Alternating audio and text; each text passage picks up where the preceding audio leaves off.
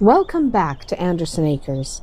Today we're talking about one of the most reliable, cheerful, and downright hard-working flowers you can pop into a garden bed or a patio plot, the geranium. If you've ever wanted color that practically takes care of itself, or at least pretends to, this is a flower worth getting to know. Geraniums are some of the most popular annuals for home gardeners, and honestly, it's not hard to see why. These plants are like that one friend who always shows up looking put together, even when everyone else is just melting down. Their blooms come in big clusters that can be single, semi double, or fully double, and they sit proudly on stiff little stalks above those classic round leaves.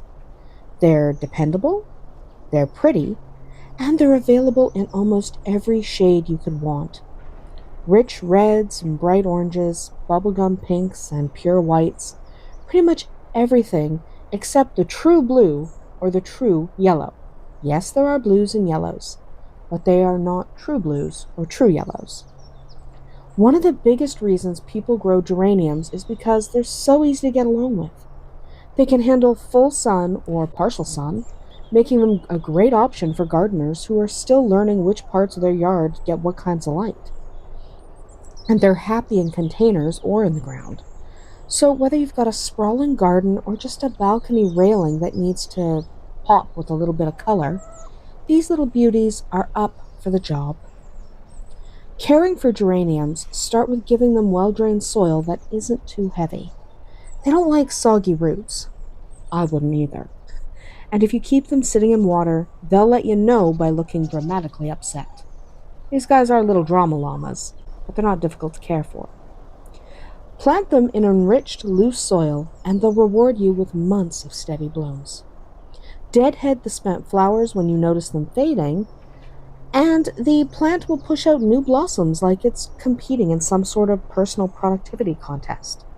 These guys will keep giving you color all season long, as long as you just remember to deadhead.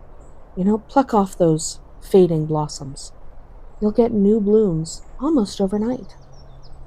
If you're starting from seed, you'll want to begin about 12 weeks before the last spring frost.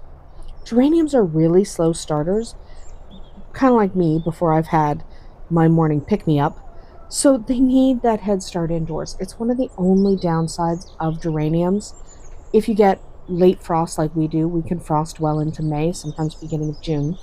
If you get late frost like we do, you're going to want to start them indoors or you're never going to get them going and you're never going to get to enjoy them.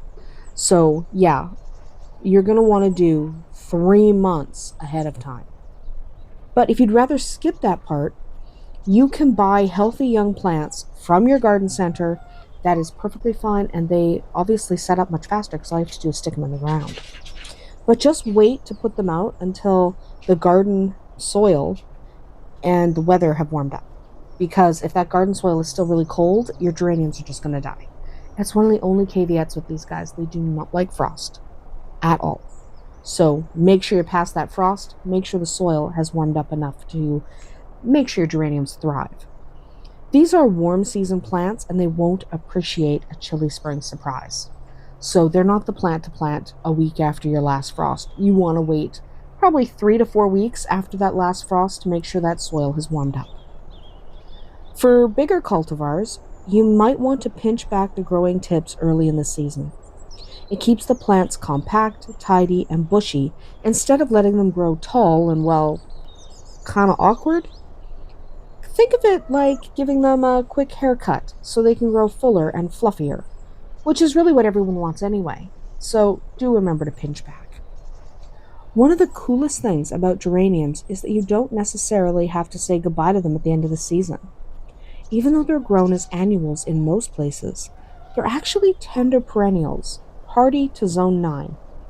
If you live in a colder climate like I do, you can actually bring them indoors before that first frost and let them bloom through the winter like sun-loving house guests.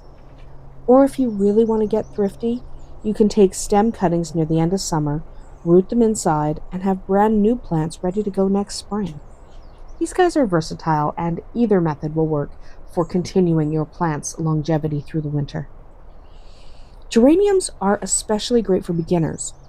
And they're good for busy gardeners and anyone who wants their outdoor space to look like they put a ton of effort in without actually having to spend hours fussing over their plants. They're also perfect for people with pets and kids wandering around, since these plants are sturdy enough to survive the occasional oops moment of being bumped, jostled, or occasionally trampled. It happens, we have pets and kids. And if you love experimenting with colors, or you just love a flower that consistently delivers, geraniums might become one of your go to favorites. Give them a shot, plant them for one summer, and see if you don't come back to them every year.